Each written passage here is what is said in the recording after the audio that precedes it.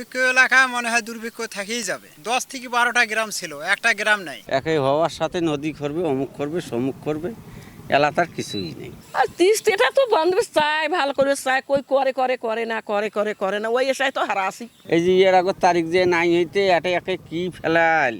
নিম্ন তো আরো হাফ কিলো দূরে ছিল, এখন ভাঙতে ভাঙতে মনে করেন কত দূরে আসছে, এখন ভাঙতেইছে। কেউ এইটা বান বিষয় নিয়ে কেউ মাথা ঘামাবে না, বলে বানটা ভাঙি যাইতেছে, এত জমি নষ্ট হইতেছে, কি হবে। মানে ওই এসে আসি শিষ্যের যদি বন্দোবস্ত নেয় তাই আমার জিন্দিগিটা কাট।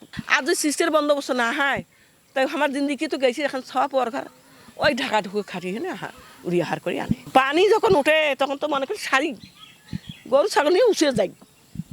ও যে বান পার হই, বান পার হয় অতি যেখান থাকি 2-4 দিন থাকি, দেখি পানি ঘাটায় ফের আসি। তাছাড়া করি তো খাওয়া খাইবি।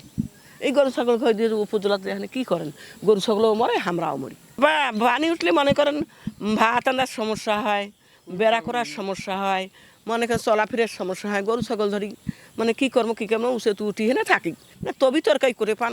গরিব মানুষ কিনবের গেলে তো টাকা পয়সা না, আবার সুদ কোনো মতে করি খেয়ে দিন কাটাইছিল। এলা কী করেন, ভয় করি লাভ আছে কোনো?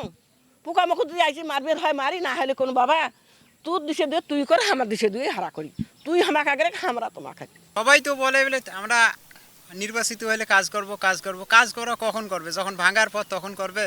আমরা তো চাইছিল করলে ভাল হয়, নদীটা করলে তো তখন মানুষের একটা অনেক উপকারে হয়। যত দিন যাচ্ছে তত ভাঙন আর কি বাড়তেছে।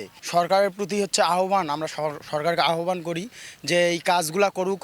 এই যে নদী ভাঙতেছে এটা আসলে দেখার বিষয়। তিস্তা হচ্ছে একটা অবহেলিত একটা এলাকার মধ্যে পড়ে গেছে। আসলে তিস্তা নদীর এই যে ভাঙন এটা এগুলো প্রতিরোধ মানে যে সরকারে আসুক না কেন এই কাজগুলো আর কি তারা করে না আর কি। এখন আমরা চাই যে আমাদের তিস্তাপাড়ের মানুষগুলা বাসুক, তিস্তাপাড়ের লোকজন বাসুক, তিস্তা নদীর এই যে নদীর ভাঙন এগুলো প্রতিরোধ করা চাই। তিস্তা যে মহাপরিকল্পনা নিয়ে যে বারবার সংসদে উপস্থাপনা হয়, অনেক সময় অনেক আন্দোলনও হচ্ছে, কিন্তু কোনো তিস্তার কোনো বাস্তবায়ন হচ্ছে না।